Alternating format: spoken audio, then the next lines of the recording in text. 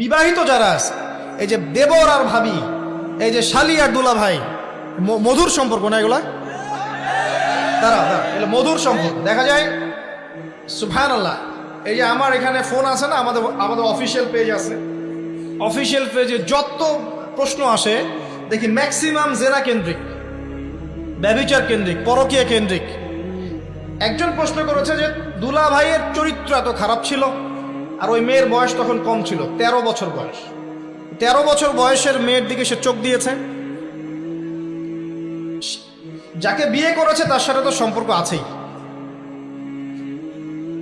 এটা কে?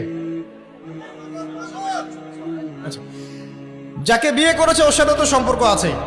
তারপরে আপনার শালির সাথে সম্পর্ক। এখন শালির সাথে তার 2 বছর ধরে সম্পর্ক করার পর সেগুলোর ভিডিও ধারণ করেছে, ধারণ করে তাকে ব্ল্যাকমেইল করছে যে যদি আমার সাথে খারাপ কাজে সে রাজি না হয় তাহলে এই ভিডিওগুলো ভাইরাল করে ফেলবে। এই যে অনলাইনের যুগ, এখন তো মানুষ নিশ্চিন্তে মানুষ যে একটা প্রাইভেট লাইফ লিড করবে সেটাও করতে পারে না। প্রাইভেট লাইফের সব কিছু রেকর্ডেড হয়ে যায়, হয় না? এটা একটা ফিতনা, মহা ফিতনা। এখন সে রেকর্ড করেছে, এইভাবে ব্ল্যাকমেইল করে এই শালীর সতীত্ব নষ্ট করলো। 1 বছর 2 বছর না, 3 বছর ধরে। এখন এই মেয়ে প্রশ্ন করছে পেজের মধ্যে যে এখন তার মানসিক অবস্থা এতই খারাপ, সে জিজ্ঞাসা করছে আমি যদি আত্মহত্যা করি তাহলে আমার পাপ হবে কিনা। এই মেয়েটা যদি আপনার বোন হতো কি করতেন আপনি? আল্লাহ না করুক এই মেয়ে যদি কারো মেয়ে হতো তাহলে কি করতেন আপনি? আপনার কাছের কেউ হলে আপনি কি করতেন? এখানে ওই শাস্তিটা না বলে সামনে যেতে পারছি না। শোনেন, যারা বিবাহিত ব্যক্তি হওয়ার পরেও পরকীয়া করেছেন, বিবাহ করার পরেও পরকীয়ার পাপে লিপ্ত ছিলেন বা এখনো আছেন, জেনে হোক না জেনে হোক করেছেন, অথবা এটা জেনে করেছেন যেটা একটা খারাপ কাজ তারপরেও করেছেন, রাসূলুল্লাহ সাল্লাল্লাহু আলাইহি ওয়াসাল্লামের হাদিস এবং আল্লাহ পাকের কালাম অনুযায়ী তাদের শাস্তি হচ্ছে কোমর পর্যন্ত মাটিতে পুঁতে ফেলে পাথর নিক্ষেপ করে রজম করে হত্যা করা। ইসলামিক যদি কোনো রাষ্ট্র থাকতো বা এটা যদি হতো, বা এটা যদি ইমামুল মাহদির যুগ হতো বা ওমর রাদিয়াল্লাহু আনহুর যুগ হতো, তাহলে এই শাস্তির বাইরে আপনি চলতে পারতেন না যদি এটা প্রমাণ হতো। এই শাস্তি যদি দুনিয়াতে কার্যকর নাও হয়, আপনি যদি তওবা না করে মারা যান তাহলে কিয়ামতের মাঠে এই শাস্তি আপনি ভোগ করবেন। খুব মজা লাগছে পরকীয়া করতে। সকালে একটার সাথে, দুপুরে একটার সাথে, আজকে একজনের সাথে রাত কাটান, কালকে আরেকজনের সাথে রাত কাটান, খুব মজা পাচ্ছেন। রাত্রেবেলা মদ খান আর হোটেলে রাত কাটান, সকালবেলা আবার অফিসে যান। আমাদের শহরের এগুলা কালচার কোত্থেকে আসলো? এই শহরকে পবিত্র করবে কে এবং এই শহরের আসল রূপগুলো স্পষ্ট করবে কারা? খুব মজা পাচ্ছেন এগুলোতে। সুবহানাল্লাহ। একটা বিষয় বুঝাই, ইসলামে কেসাস আছে, কেসাস। মনে করেন আমাকে কেউ হত্যা করেছে, আপনি তাকে হত্যা করতে পারবেন। মনে করেন আপনি কাউকে হত্যা করেছেন, ঠিক আমাদের লজের মধ্যে কেউ যদি কাউকে হত্যা করে তাকে ফাঁসি দেওয়া হয় না, এরকমই কেউ যদি কাউকে হত্যা করে ইসলামের বিধান কেসাস করা, মানে হাতের বদলে হাত, চোখের বদলে চোখ, কানের বদলে কান, নাকের বদলে নাক, জানের বদলে জান, যদি প্রমাণ হয়। কিন্তু এখানেও হত্যাকারীর বাঁচার সুযোগ আছে। কিরকম? মনে করেন আপনি আমার পরিবারের কাউকে হত্যা করেছেন, আল্লাহ না করুক। এখন আপনি এসে আমাকে ক্ষমা চাচ্ছেন যে আমার ভুল হয়ে গেছে, আমি রক্তপণ দিব, আমাকে মাফ করে দেন। এখন আমাদের পরিবারে কি আপনাকে বললো ঠিক আছে আপনাকে মাফ করে দিলাম, আপনার কেসাস করার দরকার নেই, আপনি রক্তপণ দিয়ে দেন, তাহলে আপনি বেঁচে থাকার সুযোগ পেলেন। কথা বুঝতে পারছেন? একটা হচ্ছে মুরতাদ। মনে করেন কেউ ইসলামের কিছু বিষয়কে অস্বীকার করেছে, তাকে জেলখানায় বন্দি করে রাখা হবে, সুযোগ দেওয়া হবে যে আপনি কি এগুলো জেনে শুনে বলেছেন নাকি এর উপর অটল থাকবেন না ফিরে আসবেন। সে যদি বলে না আমি তওবা করলাম, আমি এগুলো থেকে ফিরে আসলাম, ও বেঁচে থাকার অধিকার পেয়ে গেল। কিন্তু বিবাহিত ব্যক্তি যারা ব্যভিচার করেছে, বিবাহিত ছেলে বা মেয়ে ব্যভিচার করেছে, তওবা করে যদি ফিরেও আসে, রজমের শাস্তি থেকে বাঁচার কোনো সুযোগ নেই। বুঝাতে পারছি না? একজন মহিলার কথা বলি তারা বুঝতে পারবে। এটা একজন মহিলা সাহাবীর ক্ষেত্রেও হয়েছে, একজন পুরুষ সাহাবীর ক্ষেত্রেও হয়েছে। আচ্ছা, পুরুষ সাহাবীর কথা বাদ দিয়ে মহিলা সাহাবীর কথাটা বলি। মহিলা সাহাবী এসেছেন, এসে নবীজিকে বলছেন ইয়া রাসূলুল্লাহ তাহিরনি, আমাকে পবিত্র করুন, আমি একটা অন্যায় করেছি, আমি বিশাল একটা অন্যায় করেছি। নবী সাল্লাল্লাহু আলাইহি ওয়াসাল্লাম বলছে কি করেছো তুমি? তখন সে বলছে আমি জিনা করেছি। নবী সাল্লাল্লাহু আলাইহি ওয়াসাল্লাম বলছেন বাসায় যাও, বাসায় গিয়ে আল্লাহর কাছে তওবা করো, আল্লাহ পাক মাফ করে দিবেন। নবীজি এটাকে হাইড করতে চাচ্ছেন, কারণ কি? যখন আপনি কেস আদালতে নিয়ে যাবেন তখন তো উপায় নাই, আপনাকে তো বিচার করতেই হবে। তুমি বাসায় ফিরে যাও, তওবা করো, আল্লাহ মাফ করে দিবেন। সে মহিলা নাছর বান্দান না, আমার বিচার করে দেন, আমার বিচার করে দেন, পরকালে আমি শাস্তি পেতে চাই না, দুনিয়াতে আমার বিচার করে দেন। নবী সাল্লাল্লাহু আলাইহি ওয়াসাল্লাম বলছে, তুমি কি গর্ভবতী হয়েছো? হ্যাঁ, জেনার কারণে আমি গর্ভবতী হয়ে গেছি। এরকম হচ্ছে না এখন? আর যে অ্যাবর্শন করছে না ওই যে ক্লিনিকে গিয়ে, এটাও ট্রেন্ড হয়ে গেছে। হইল, সমস্যা কোথায়? কি এমন হয়েছে? আমার কি কেরিয়ার নষ্ট হয়ে গেছে? ফ্যামিনিস্ট নোংরা মেয়ে কোথাকার। তারপরে এই মেয়ে বলছে, হ্যাঁ আমি গর্ভবতী হয়েছি ইয়া রাসূলুল্লাহ। নবী সাল্লাল্লাহু আলাইহি ওয়াসাল্লাম বলছেন, বাসায় ফিরে যাও, সন্তান যখন খালাস হবে তারপরে এসব বিচার করে দেব। 9 থেকে 10 মাস সে এই সন্তানকে গর্ভে ধরলো। ধরার পরে সন্তান যখন খালাস হয়ে গেল, সে নবীর কাছে এসে সন্তান কোলে নিয়ে, নবজাতক, ইয়া রাসূলুল্লাহ সাল্লাল্লাহু আলাইহি ওয়াসাল্লাম দরুদ পড়বেন, আমাকে পবিত্র করে দিন, আমার সন্তান হয়ে গেছে এখন। নবী সাল্লাল্লাহু আলাইহি ওয়াসাল্লাম বলছেন, সন্তান কি দুধ খাচ্ছে? হ্যাঁ, দুধ খাচ্ছে। তাহলে তুমি তাকে দুধ পান করাও। কত বছর দুধ পান করাতে হয়? 2 বছর। 2 বছর দুধ পান করাও, দুধ পান করা শেষ হবে তারপরে এসে তোমার বিচার করে দেব। এবার 2 বছর দুধ পান করানোর পর এই মহিলা এসেছে, সন্তানের হাতে একটা রুটি। নবীজিকে বলছেন, ইয়া রাসূলুল্লাহ সাল্লাল্লাহু আলাইহি ওয়াসাল্লাম, আমার সন্তান এখন রুটি খেতে পারে, আমার সন্তান এখন রুটি খেতে পারে, আমার বিচার করে দিন। তখন নবী সাল্লাল্লাহু আলাইহি ওয়াসাল্লাম বলছেন, সাহাবীরা, তোমাদের মধ্যে কেউ কি আছো এই সন্তানের দায়িত্ব নিবে? একজন আনসার সাহাবী বলছেন, আমি দায়িত্ব নিব। তখন এই আনসার সাহাবীর কোলে নবী সাল্লাল্লাহু আলাইহি ওয়াসাল্লাম এই বাচ্চাকে তুলে দিলেন। তুলে দেওয়ার পর খালিদ বিন ওয়ালিদ রাদিয়াল্লাহু আনহু অন্যান্য সাহাবীদেরকে বললেন, যাও এই মহিলাকে নিয়ে যাও, কোমর পর্যন্ত গেড়ে দিয়ে রজম করে হত্যা করো। এবার এই মহিলাকে নিয়ে যাওয়া হচ্ছে। একটা কথা বানিয়ে বলছি না, আপনার আলেম ওলামা যারা আছেন জিজ্ঞাসা করবেন কওমি মাদ্রাসার।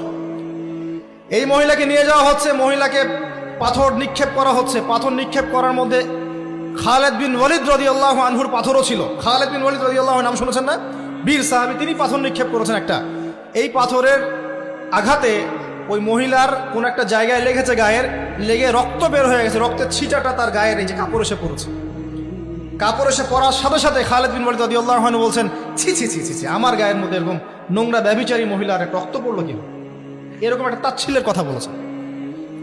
তখন নবী সাল্লাল্লাহু আলাইহি ওয়াসাল্লাম বলছেন, হে খালিদ তুমি থামো, হে খালিদ তুমি চুপ করো। তুমি জানো এই মহিলা এই 2 বছরে 3 বছরে এত তওবা করেছে আল্লাহর কাছে, এই সমস্ত তওবা যদি মদিনাবাসীর মধ্যে বন্টন করে দেওয়া হয় তবুও কম হয়ে যাবে। আর আমি এখন দেখছি এই মহিলা জান্নাতে সাঁতার কাটছে। আমি বুঝাতে পারছি না আপনাকে প্রিয় বোন, প্রিয় ভাই, যারা বিবাহিত হয়ে ব্যভিচার করছেন, জিনা করছেন, তিনি তওবা করেছিলেন, তওবা করেছেন, আল্লাহ পাক মাফও করে দিয়েছেন, জান্নাতে চলে গেছেন, কিন্তু পৃথিবীতে তার শাস্তি কায়েম করা হয়েছে। বিবাহিত ব্যক্তি ব্যভিচার করে ফেললে তার পৃথিবীতে বেঁচে থাকার অধিকার সে হারিয়ে ফেলে। আর এই পাপটাকে আমাদের সমাজে এত সহজ বানিয়ে দেওয়া হয়েছে, যে যার সাথে ইচ্ছা পরকীয়া করতে পারে। মেয়েও করছে, ভাবিও করছে, শালিও করে, দুলাভাইও করে, সবাই আমরা পরকীয়া করতে যাচ্ছি। পরকীয়ার সয়লাভ বন্ধ করতে হবে, পরিবারে পর্দা কায়েম করতে হবে, অপসংস্কৃতি ঠেকিয়ে দেন, এইগুলা চ্যানেলগুলো বন্ধ করে ফেলেন বাসা থেকে। ইসলামিক সমাজ কায়েম না করতে পারলে আমাদের মা বোনরা সব নষ্ট হয়ে যাবে দিন দিন। আর পরিবারের ইজ্জত যখন চলে যায়, কোনো কিছুর বিনিময়টাকে ফিরে পাওয়া যাবে না। কেন পরকীয়া করতে গিয়েছেন? আল্লাহ, আপনার যদি এতই চাহিদা থাকে আরেকটা বিয়ে করেন না কেন? বিয়ে করতে সাহস কুলায় না নাকি? বিয়ে করলে যে স্ত্রীকে নিয়ে সূর্যের আলোতে ঘুরতে হয়, ওই জন্য ইঁদুরের মতো রাতের বেলা অন্ধকারে আপনি থাকতে চান, সিংহের মতো সকালবেলা সূর্যের স্নান করতে পারেন। কথা বুঝতে পারেন না? বিয়ে করলে স্ত্রীকে নিয়ে পুরুষের মতো, সুপুরুষের মতো সূর্যের আলোকে আপনি হাঁটবেন রাস্তায়, কাউকে ভয় করবেন? আপনার মতো কোনো ভয় কাজ করবে না। আর এখন আপনি ইঁদুরের মতো রাতের অন্ধকারে রাত কাটান অন্য মেয়ের ঘরে গিয়ে। এই শহরের এই মহামারীগুলো বন্ধ করতে হবে। আমি এই শহরের একজন শুভাকাঙ্ক্ষী বাসিন্দা, আমি এখানকার। আমি আমার চোখ দিয়ে যা দেখছি, এটা দেখার পর চুপ থাকতে পারি না। আমরা সব জায়গায় জানা দেখছি, আর মাদক দ্রব্য দেখছি, আর পরকীয়া দেখছি। পর্নোগ্রাফির তো শেষ নাই, প্রত্যেকের ফোনে ফোনে পর্নোগ্রাফি, এভরিবডি পর্নোগ্রাফি, মাদক আর ব্যভিচার, জেনা, ফ্রি মিক্সিং অবাধে আমাদের শহরে। বস্তুবাদী তো আছেই। তো এটাকে আখিরুজ্জামানের শহর বলবো নাকি আউয়ালুজ্জামানের শহর বলবো নাকি? শুধু এই শহরের সমস্যা এটা নয়, প্রত্যেক বড় বড় শহরেই সমস্যা। ইভেন এগুলো এখন গ্রামে পর্যন্ত চলে গেছে, এগুলো গ্রামেও চলে গেছে, গ্রামে আরো বেশি আছে। দেখবেন শহরের ছেলেরা তো জিন্স আর টি শার্ট পরা মেয়েদেরকে দেখে অভ্যস্ত না, এরা না একটু কন্ট্রোল করতে পারে। আর যখন একটা গ্রামের ছেলে পর্নোগ্রাফি দেখবে, সে তো আর নিজেকে কন্ট্রোল করতে পারে না। বুঝতে পারছেন না? আমাদের শপিং মলগুলোতে গেলে আমরা দেখি টি শার্ট আর গেঞ্জি পরা মেয়ে ঘুরছে, তাই না? এটা দেখতে দেখতে অভ্যস্ত আমরা, এই জন্য আমরা কন্ট্রোল করতে পারি কিছুটা হলেও, তাই না ছেলেরা? কিন্তু গ্রামের ছেলে মেয়ে যারা, তারা কিন্তু পর্ন দেখলে আর কন্ট্রোল করতে পারে না। এবং গ্রামে ধর্ষণ দিন দিন বাড়ছে, day by day, day by day. এই সমস্যাগুলো বড় বড় প্রত্যেক বিগ সিটিজ অ্যান্ড টাউনে এই সমস্যা, একই সমস্যা। এর ছড়ালো কারা? ওই পশ্চিমাদের থেকে এই সমস্ত বিশ্বে এগুলো ছড়িয়ে গেছে। এরা এমন একটা সভ্যতা যারা প্রত্যেকটা পাপকে গ্লোবালাইজেশন করে দিয়েছে। সুদ খেয়েছে, সারা বিশ্বে ছড়িয়ে দিয়েছে। মদ খেয়েছে, সারা বিশ্বে ছড়িয়ে দিয়েছে। জেনা করেছে, সারা বিশ্বে ছড়িয়ে দিয়েছে। ফ্যামিলিস্ট রেভলিউশন সারা বিশ্বে ছড়িয়ে দিয়েছে। ব্যাংকিং, সুদভিত্তিক ব্যাংকিং সিস্টেম সারা বিশ্বে ছড়িয়ে দিয়েছে। প্রত্যেকটা সমস্যা দেখবেন ওখান থেকে সারা বিশ্বে ছড়িয়ে গেছে। আর আমরা মনে করি ওরাই নাকি মানবতার মুক্তির পথ দেখাবে। সুবহানাল্লাহ। ওরা তো ছেলে ছেলে বিয়ে করে। যে সম্প্রদায় ছেলে ছেলে বিয়ে করে, ও আমাকে ভালো মন্দ শিখাবে? ওখানে তো একটা প্রত্যেক 10 সেকেন্ডে একটা করে মেয়ে রেপ হয় আফ্রিকান কন্টিনেন্টে। জার্মানির, আমি পর্নোগ্রাফির একটা লেকচার দিয়েছি, দেখবেন নীল দর্পণ, ওখানে সব ডিটেলস দিয়েছে। জার্মানি, ব্রিটেন বলেন, আমেরিকা বলেন, এই প্রত্যেকটা কান্ট্রির মধ্যে প্রত্যেক মিনিটেই একটা করে মেয়ে ধর্ষণের শিকার হচ্ছে। ওরা আমাকে শিখাবে নারীর স্বাধীনতা, অধিকার? আমার কাছে কোরআন এবং সুন্নাহ আছে, রাসূল আছেন, আমার কাছে আল্লাহ আছেন। এগুলোকে বাদ দিয়ে তোমার কথা শুনতে হবে আমাকে? এরা আমাদেরকে বাঁচাবে না, বরং এরা সারা বিশ্বে ইয়াজুজ মাজুজের মতো ফিতনার ফাসাদ সৃষ্টি করে বেড়াচ্ছে। আসুন, একটা ব্যাখ্যার অনেক কথা হয়ে গেল। আল্লাহর ওয়াস্তে যুবক যুবতী যারা আছো, লেকচার যদি কানে যাবে, আজকেই জেনা থেকে তওবা করতে হবে। জেনার ধার কাছে যাওয়া যাবে। হালালভাবে বিয়ে করো। যদি তোমার খুব যৌন চাহিদা থাকে, তোমার অনেক চাহিদা, তোমার অনেক সম্পত্তি আছে, ব্যালেন্স করতে পারো, একাধিক বিয়ে করো, কি সমস্যা? পরকীয়া করতে যাচ্ছেন কি জন্য? করবেন না। আর হালাল উপার্জনের সোর্স হয়ে গেছে, অবিবাহিত থাকার দরকার নাই, বিয়ে করে ফেলেন। বিয়ে আপনার জীবনটাকে সুশৃঙ্খলতা নিয়ে আসবে। আমি গার্ডিয়ানদেরকে রিকোয়েস্ট করবো যে বিয়েটাকে সহজ করে দেন, কঠিন জটিল করেন না, জেনা বাড়তে থাকবে। না হলে যে সন্তান, যে ছেলেটাকে মেয়েটাকে ছোট মনে করছেন না, ছোট নাই, সে অলরেডি 4-5 ঘাটের পানি খেয়ে আসছে, দেখবেন। আপনারা পরিসংখ্যান দেখেন, বাংলাদেশের ইয়াং ইউথ জেনারেশন যারা আছে, এদের মধ্যে ম্যাক্সিমামই বিবাহ বহির্ভূত সম্পর্ক স্বাদ পেয়ে গেছে অলরেডি। স্কুল কলেজ পাশ করেনি, এখন পর্যন্ত যৌন সম্পর্ক করে বসে আছে। আর ছোট ছোট মেয়েগুলোকে ছোট মনে হয়, বদের হাড্ডি সবগুলো। সব জায়গায় দেখবেন এরা বেশি বদের হাড্ডি। কেন বলছি জানেন? এরা ছেলেদেরকে সিডিউস করে, ভালো মেয়ে কোথায় খুঁজে পাবেন এখন? খুব রেয়ার, খুব ডিফিকাল্ট, খুবই ডিফিকাল্ট। এমনকি আর ভিতরে কথা বলতে গেলাম না, আমার ফ্যামিলির, আমাদের স্ত্রীরা তো মাদ্রাসায় পড়েছে, পড়ে নাই? ভিতরে কথা বলতে গেলাম না, মাদ্রাসায় পড়া মেয়ে কেমন করে এগুলা কাজ করতে পারে? অতএব বিয়েটাকে সহজ করেন, জেনাটাকে বন্ধ করেন, পরকীয়ার রাস্তা বন্ধ করেন। এগুলো শাস্তি দুনিয়াতে না পেলেও পরকালে পেতে হবে। কিন্তু রাসূলুল্লাহ সাল্লাল্লাহু আলাইহি ওয়াসাল্লাম মেরাজের রাতে গিয়ে দেখে এসেছেন যে একটা চুলা দেখেছেন, চুলা তন্দুর চুলার মতো, নিচের দিকটা ফাঁপা, উপরের দিকটা সরু, আগুন জ্বলছে দাউ দাউ করে, এক শ্রেণীর মানুষকে পোড়ানো হচ্ছে। আগুন যখন ফ্লো বাড়ছে, মানুষ উপরে আসছে, ফ্লো কমছে, নিচে নামছে, এভাবে আর কি। রাসূলুল্লাহ সাল্লাল্লাহু আলাইহি ওয়াসাল্লাম জিজ্ঞাসা করলেন, ইয়া জিবরিল, এরা কারা? জিবরাইল আলাইহিস সালাম বলছে, এরা আপনার উম্মতের সেই সব ব্যক্তি যারা জেনার পাপে লিপ্ত ছিল, এবং তাদের এই আযাব থেকে এত দুর্গন্ধ বের হচ্ছে কল্পনা করতে পারবেন না।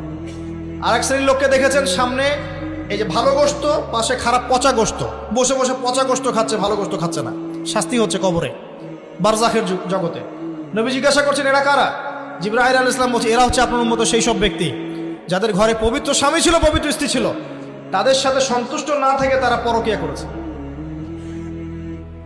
আল্লাহ পাক আমাদের শহরটাকে হেফাজত করুন। এখানে একটাই সলিউশন, ইসলামিক অনুশাসন, আদারওয়াইজ অন্য কোনো সলিউশন নাই। কতক্ষণ ভালো থাকবেন আপনি? চতুর্দিক থেকে আপনাকে জেনায় উদ্যুক্ত করা হচ্ছে। আপনি অনলাইনে ঢোকেন, এই যে ফোনটা নেন, ফেসবুকে ঢোকেন, ইউটিউবে ঢোকেন, খালি জেনা আর জেনা। মানে জেনাটাকে এমনভাবে দেখানো হয় যে কি যে মজার একটা বিষয়, কি যে মজা একটা। অথচ জানেন, জেনার মধ্যে যার্রা পরিমাণ কোনো সুখ নাই। আপনি হালালভাবে বিয়ে করেন, আপনি যে সুখটা পাবেন, আপনি শত শত জেনা করলে সে সুখ পাবেন না। এটাকে দেখানো হয়, এই যে পর্নোগ্রাফি যা দেখায়, সবই ভুয়ার বানোয়ার। এটা টোটালি বানোয়ার জিনিস। শুটিং আছে না, শুটিং, ওই যে নায়ক নায়িকা নাচানাচি করে, শ্যুট করে না, ঠিক সেম ভাবে এটাকে শ্যুট করা হয়। এগুলো শুটিং জাস্ট, আর কিছু না। তো কেন ছড়িয়ে দেওয়া হলো? কারণ মুসলিমদের ইমান, তাদের তাকওয়া, তাদের কলবের যে নূর, এটাকে নষ্ট করার জন্য। কারণ মুসলিম যুবকরা যদি ইসলামের আলোয় উদ্ভাসিত হয়, তাদেরকে ঠেকানো এত সহজ নয়। তাদের দ্বারা ইনশাআল্লাহ দেশ, জাতি এবং উম্মার খেদমত হবে। এই কারণে তারা সুকৌশল এটা করেছে। আসেন, অনেক লম্বা না করে আমি ফিনিশিংয়ের দিকে টানছি এখন এদিক থেকে।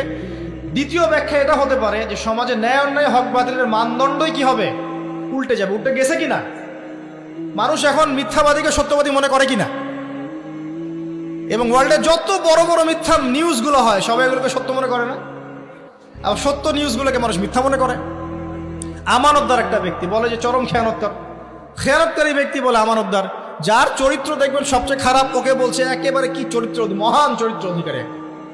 আর সবচেয়ে উন্নত চরিত্র অধিকারী নবী সাল্লাল্লাহু আলাইহি ওয়াসাল্লামকে মানুষ গালি দেয়, তাই না? তো দেখেন, মানদণ্ড উল্টে গেছে। আরেকটা ব্যাখ্যা বলছি এই হাদিসের শব্দটার, আনতালি দালামাতু রাব্বাতুহা। হ্যাঁ, সত্যি সত্যি দাসী মনিবকে জন্ম দিতে পারে, এটা বোঝার জন্য এই যুগটাই সবচেয়ে উৎকৃষ্ট। কিভাবে জন্ম দিতে পারে দেখুন, একটু মনোযোগ দেন। ফ্যামিলিস্ট রেভলিউশনের কারণে বহু মেয়ে বাইরের সভ্যতা, যারা এইসব কান্ট্রিতে না, বাইরের কান্ট্রিগুলোতে বাচ্চা কাচ্চা নেওয়ার সময় পায় না। ফ্যামিলিস্ট রেভলিউশনের কারণে বহু মেয়ে বাচ্চা কাচ্চা নেওয়ার সময় পায় না। বাচ্চা নিবে কিভাবে? এখন সন্তান তো দরকার। তখন কি করে? মধ্যবিত্ত, নিম্ন মধ্যবিত্ত কান্ট্রিগুলো থেকে কিছু মেয়েকে হায়ার করা হয়। তাদের যে গর্ভটা, এটাকে হায়ার করা হয়, যে তোমার গর্ভে আমার স্পার্ম ইনজেক্ট করা হবে এবং 9 মাস সেখানে সন্তানটা হবে। তারপর সন্তান জন্ম দিয়ে তুমি তোমার অনারিয়াম নিয়ে চলে যাবে। মনে করেন, বুঝাচ্ছি, মনে করেন আমেরিকার একটা কাপল, ওদের তো মেয়েদের বাচ্চা কাচ্চা নেওয়ার সময় নাই। তো প্রোগ্রেস, এগিয়ে যাওয়া, ইজ্জতও থাকে না। 10-15 বছরের মধ্যেই সারা জীবন এভাবেই তারা চলে। 10টা-20টা জেনা হয়, এগুলো কোনো বিষয় না। ডিভোর্স তো সকালে বিয়ে হলে বিকেলে ডিভোর্স হয়। বাচ্চা কাচ্চা নেওয়ার ফুরসত নাই। এখন আমেরিকান এক মেয়ে ধরেন, এক ছেলে ধরেন, একটা শ্রীলঙ্কার কোনো মেয়ের গর্ভ ভাড়া করেছে। এখন গর্ভের সন্তান হলো।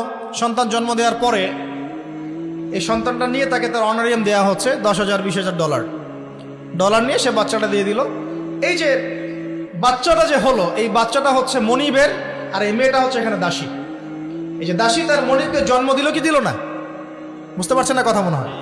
এই ব্যাখ্যাটা আজকে থেকে 30-40 বছর আগেও করা যেত না। এখন 30-40 বছরের মধ্যেই ব্যাখ্যাটা করা যায়। ইসলাম এভাবেই চিরপ্রাচীন, চির নতুন, চির আধুনিক।